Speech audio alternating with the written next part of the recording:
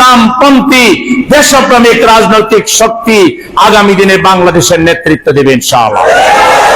বাংলাদেশের নেতৃত্ব দিবে ওই সব নেতারা যারা আল্লাহওয়ালা, যারা সাহসী, যারা অন্যায়ের সামনে মাথা নত করে না, সেই ধরনের নেতারা বাংলাদেশের নেতৃত্ব দিবে।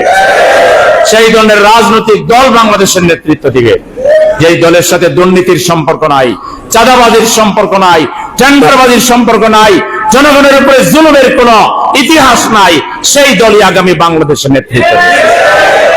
আর জনগণ বিশ্বাস করে সেই দলের নাম হচ্ছে বাংলাদেশ জামাত ইসলামী। যদি দাঁড়িপাল্লার জোয়ার তৈরি হবে, দাঁড়িপাল্লার পক্ষে ভোটাররা ভোটের বিপ্লবের প্রতিধ্বনি তারা ঘোষণা করবে। সেই প্রোগ্রামে ঢাকাবাসীকে অংশগ্রহণের উদাত্ত আহ্বান জানিয়ে আজকের এই মিছিল এবং আমাদের গণসংযোগ এখানে আমরা সমাপ্ত ঘোষণা করছি।